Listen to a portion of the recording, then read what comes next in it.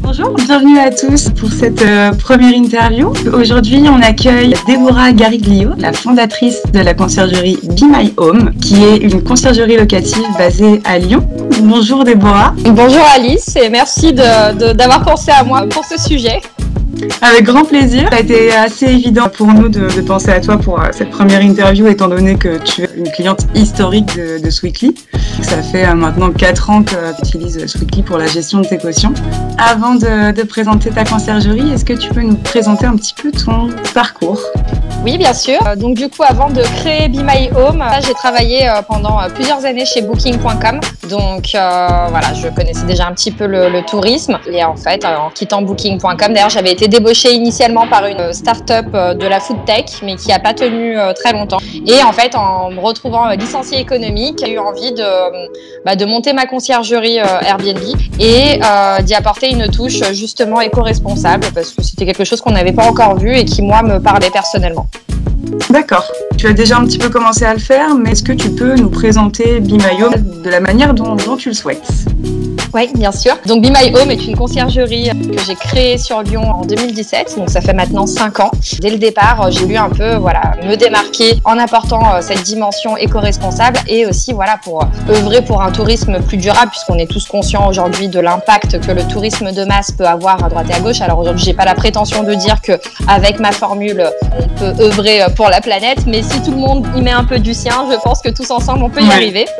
Et voilà, donc du coup est venue l'idée de créer Be My Home autour de location courte durée plus écologique. Donc voilà, j'ai mis en place pas mal de petites choses, de ce que j'ai pu, parce que aujourd'hui je suis aussi face soit des propriétaires, soit des voyageurs qui sont pas encore qui se sentent pas encore forcément impactés par l'écologie. Du coup voilà, il faut trouver le bon équilibre entre ce que je veux mettre en place et ce que mes clients derrière sont aussi prêts à accepter. D'accord, donc du coup, est-ce que tu pourrais nous donner 3 éléments de base pour proposer une location éco-responsable si j'étais propriétaire par exemple d'un bien en location ?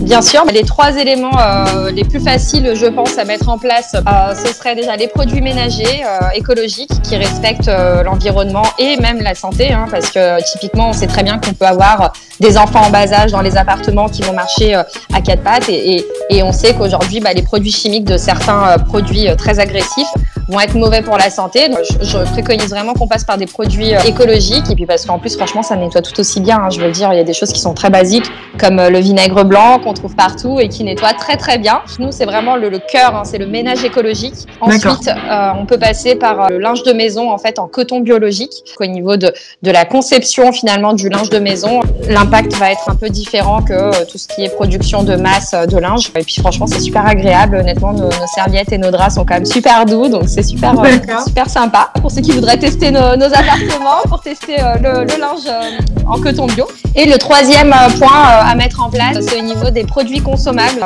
bio. Par exemple, les dosettes de café qui d'habitude sont en aluminium, là on en a trouvé qui sont biodégradables. Pareil pour éviter l'impact de l'aluminium en masse sur la planète. Voilà, donc tous les produits qu'on va mettre à disposition dans nos appartements vont être certifiés bio. C'est 3 éléments à mon sens qu'on peut tous mettre en place pour une location saisonnière plus responsable. Oui, et puis c'est quand même des petites choses qui sont assez simples à mettre en place, qui sont des petits détails mais qui je pense font toute la différence. Est-ce que tu as l'impression que c'est une notion qui attire, que ce soit les propriétaires que tu as dans ta conciergerie ou même juste les voyageurs lorsqu'ils choisissent leur location ? Alors certains oui, mais à mon sens encore très peu aujourd'hui. C'est pas spécialement. Je l'ai entendu il y a pas très longtemps une propriétaire qui m'a dit oui, mais ça c'est juste un argument marketing. Non, c'est pas un argument marketing parce que ça ne me permet pas aujourd'hui de rentrer plus d'appartements. J'ai des propriétaires qui effectivement se sentent proches de cette notion et qui partagent les mêmes valeurs que je peux avoir. Et j'en ai d'autres qui eux pas du tout, que je mette de la javel ou du vinaigre blanc. Tout ce qui leur intéresse, c'est que les appartements soient loués et qu'on fasse on fournisse nos prestations. Les voyageurs, c'est pareil. Il y en a qui vraiment vont noter tous les efforts qu'on va mettre en place. On a des petites pancartes pour dire que le linge est en coton bio. Donc, on a des voyageurs qui vont nous faire la remarque en disant « Ah, c'est agréable, on voit que vous essayez de mettre des choses en place pour un séjour plus écologique. » Mais ça va pas impacter aujourd'hui, par exemple, nos commentaires. Sur 5 ans d'activité, je pense qu'on a dû avoir peut-être 2 ou 3 commentaires qui parlaient un peu de cette dimension écologique. Donc, c'est pas un argument de choix pour booster l'entreprise ou qui me différencie. C'est juste que j'ai créé une entreprise en fait avec des valeurs qui me ressemblent. Oui, pour le coup, c'est vraiment une volonté de ta part, Oui. pas juste un argument marketing type greenwashing. Voilà. Qui n'a pas trop de sens. D'accord, ouais, donc effectivement, le développement durable dans la location saisonnière, c'est encore une notion qui n'est pas totalement assimilée et c'est pas encore une valeur ajoutée, en tout cas quelque chose que les voyageurs recherchent. Non. Mais ça viendra, je l'espère. Ouais. J'espère que petit à petit, on va tous se sentir un peu plus investis dans cette mission qui est de sauver la planète et laisser peut-être quelque chose à nos enfants. Ouais. Bah c'est grâce à des acteurs comme toi, je pense qu'on va faire bouger les choses. Et que j'espère, en tout cas, à ma petite échelle, j'espère influencer peut-être d'autres propriétaires ou d'autres conciergeries à faire la même chose. Parce que si chacun y met un peu du sien, forcément, on arrivera à avancer sur certains points, quoi. Ouais. Donc en dehors de tout ce qui est produits d'entretien ou produits qu'il y a à l'intérieur de vos logements, est-ce que tu fais appel à des fournisseurs, à des partenaires spécialisés dans le développement durable ou du moins qui ont un petit peu intégré cette notion dans les valeurs de leur entreprise? Non, pas spécialement. On a notre fournisseur de linge, effectivement, où on a cette gamme bio avec eux. Et après, ils sont pas spécialisés dans le développement durable. Pour les produits ménagers aussi, c'est pareil. J'achète moi les produits, mais on n'a pas de fournisseur particulier parce qu'il faut savoir que le bio coûte aussi plus cher. Donc, comme dans toute entreprise, on fait attention aussi au coût parce qu'on a des marges qui sont très très réduites. Donc, j'ai pas spécialement de fournisseur. Alors, je sais qu'il en existe, je sais qu'il y a plein de choses qui peuvent être mises en place. Aujourd'hui, là où j'essaye aussi un peu de sensibiliser nos propriétaires, c'est en apportant un peu plus c'est au niveau en fait des équipements des appartements, par exemple, pour faire des économies d'énergie. D'une part parce que les factures d'électricité ont doublé, donc forcément ça impacte les propriétaires. Et parce que effectivement, pour pouvoir peut-être contrôler et éduquer les voyageurs qui ont tendance des fois à un peu abuser au niveau du chauffage. C'est vrai que ça arrive qu'on arrive dans un appartement, le chauffage allumé et les fenêtres ouvertes. Au niveau écologique, on est vraiment... Donc on essaye d'orienter aussi nos propriétaires à mettre en place des équipements dans les appartements et pour ça, je fais appel à des artisans qui sont capables de me proposer du matériel, là typiquement pour les chauffages, des choses qui sont régulées à distance pour qu'on puisse justement avoir aussi la main d'une part pour la consommation et d'autre part pour l'écologie. Donc j'essaye de mettre en place ce genre de choses, mais après on n'a pas de partenaire à proprement parler qui nous accompagne sur cette démarche-là. D'accord, mais du coup, c'est quand même sympa de pouvoir réguler ça à distance de manière complètement dématérialisée. Je pense du coup également au fait que tu utilises Sweetly pour la gestion de tes cautions et que mine de rien, c'est un petit détail, mais vu que c'est dématérialisé et que tout se fait en ligne, ça permet quand même de préserver la planète. Effectivement, le fait d'avoir l'état des lieux digitalisé, ça nous évite d'avoir tout le temps à nous déplacer. Donc ça veut dire qu'on optimise notre agent d'entretien. Quand il fait le ménage, il fait son état des lieux qui nous transfère. Derrière, le voyageur, lui, via le lien Sweetly, une fois qu'il a validé sa caution, il va aussi faire son état des lieux. Donc on a un double état des lieux.